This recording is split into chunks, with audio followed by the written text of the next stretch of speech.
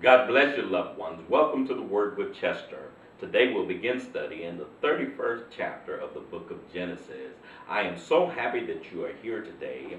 God is blessing this ministry, and it is because of you. I thank God for all of you that pray for us on a daily basis. If you're not already praying, I'm asking that you pray now. Pray for us on a daily basis that God will bless us and get us to where He would desire us to be. I realize that I can't do this task alone, but through your prayers and through the help of our God, we can do great things for Him. I'm looking forward for God elevating this ministry to a higher level. I tell you what, I don't have a specific plan to say I got to do this by that time and got to do this by that time. I have to say I put all things in God's hands and do things as He allows me to do it. When He supplies the funds, then I take the next step. And thank God that He's brought us a long way. There are many things that go on behind the scenes that you're not aware of, that God has blessed us and allowed us to do. And I'm so grateful for everything that He has done to and through this ministry. Well, we're going to begin our study today at verse 1 in chapter 31 of the book of Genesis. The Bible reads, "And he heard the words of Laban's son, saying, Jacob hath taken away all that was our father's, and of that which was our father's hath he gotten all this wealth." Well, you got to understand now, get this picture now. Jacob had begun to gain great wealth, and his herds had grown. The number of men and maidservants that he had grown. And God had blessed Jacob in this land. Not only did He bless Jacob in this land, but He also blessed Laban because Jacob was there and doing what he was doing. But yet his son saw all that Jacob had, and they got envious, or they become jealous of Jacob and all of the successes that he had. And you got to understand, anytime you do good and God blesses you, it also brings out the critics. And Laban's son saw all of these things happen. Yes, this was his sons was Jacob's brother-in-laws, but they saw that Jacob was even being blessed more than them. Well, possibly if they did what Jacob did, they could have received the blessings that Jacob had, but they didn't do so. And they were jealous of Jacob because of all that God has given him, saying in their mind that Jacob has become so great, and he's getting bigger than our father and getting more than what we have. Can you understand how animosities may have rose at that time? In verse 2, Jacob beheld the countenance of Laban, and behold, it was not toward him as before.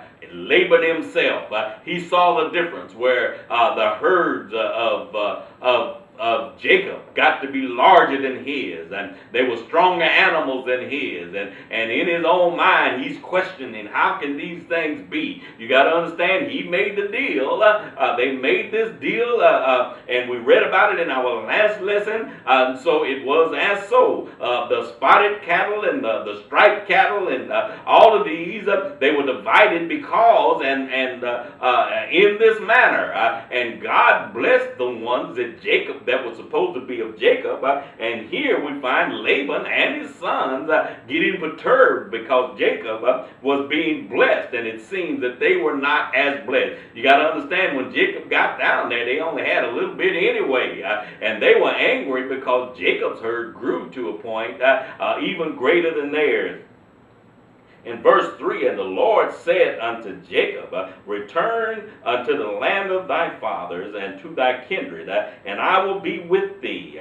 And Jacob sent and called Rachel and Leah to the field unto his flock, and said unto them, I see your father's countenance, that it is not toward me as before, but the God of my fathers hath been with me." Can you understand? He called a family meeting, called his two wives there, and you got to understand, I don't care who you are, you need to discuss some things with your wife, and don't just do.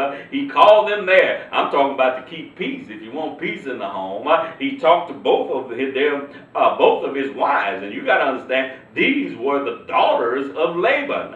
And so he called them both in and talked to them and let them know what he saw and what he perceived, and also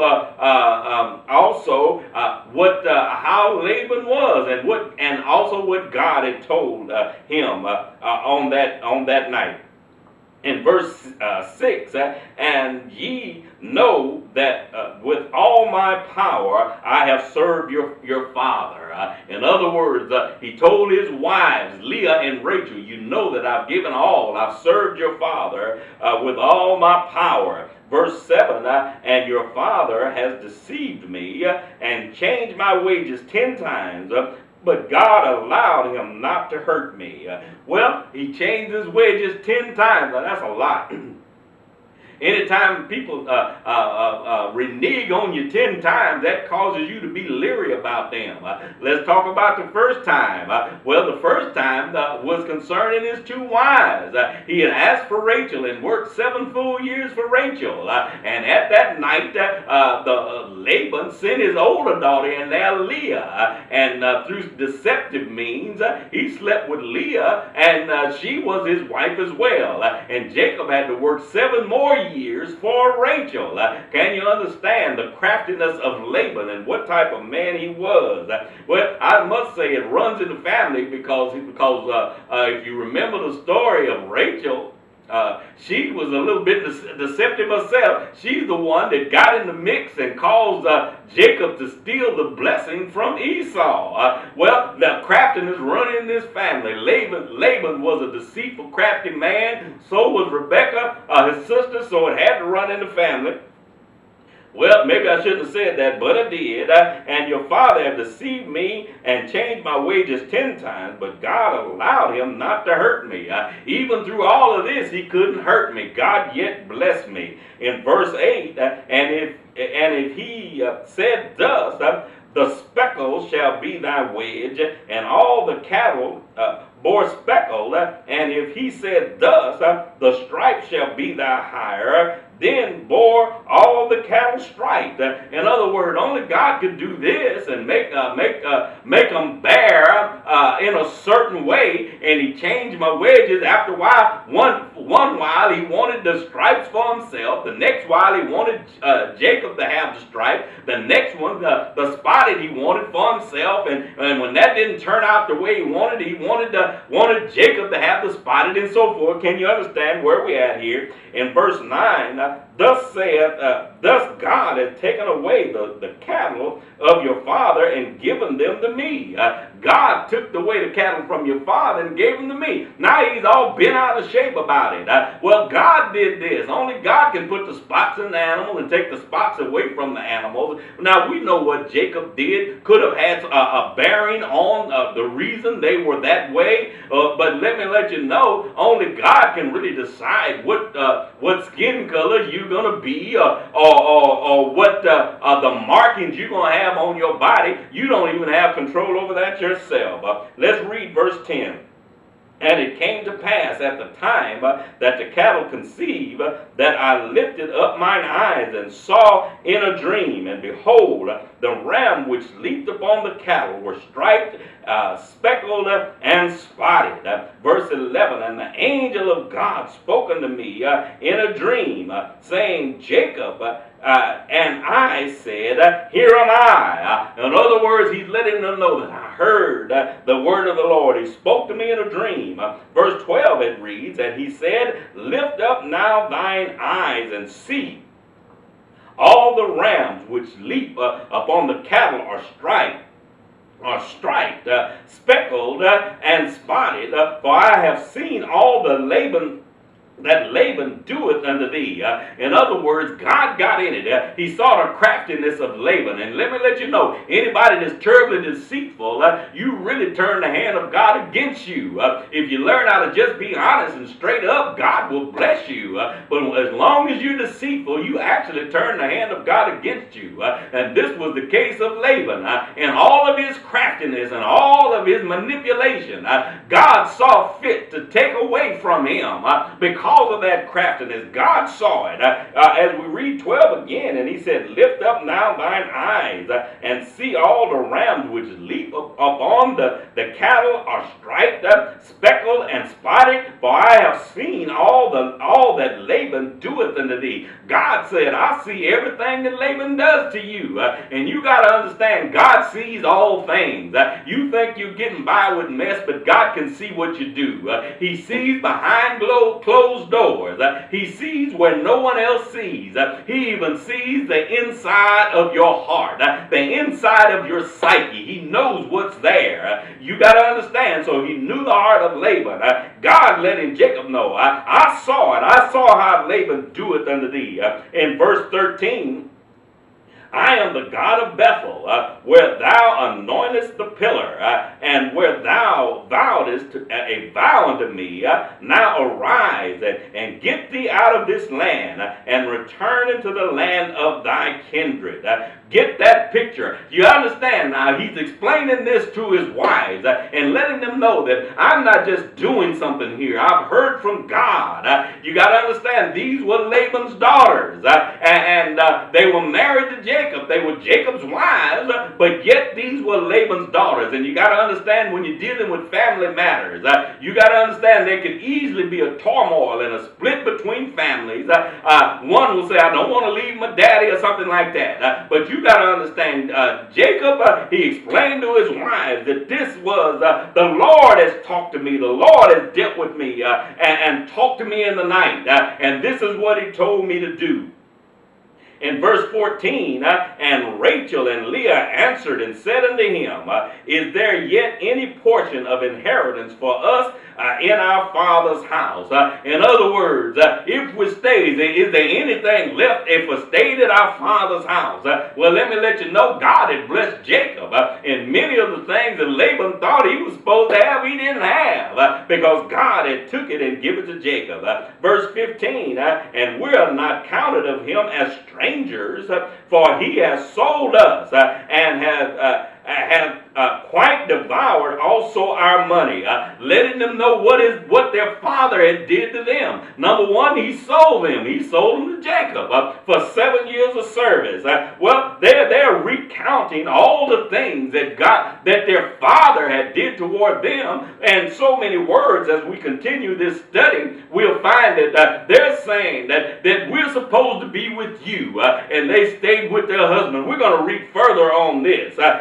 Remember what I said in verse 15, and are we not counted of him as strangers? For he has sold us and has quiet devoured also our money, has quiet deceitfully done it undercover, done it without it being noised abroad, took all of our money.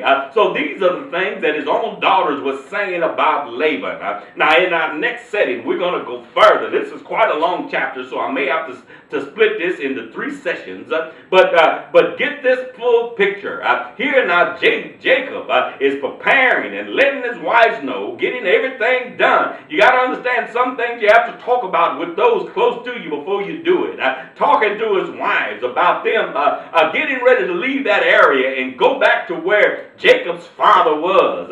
Well, we want you to know that God always has a plan, and when God is in something, it's going to be all right. And you remember the vow that Jacob made unto God. We're going to discuss that too in a future setting.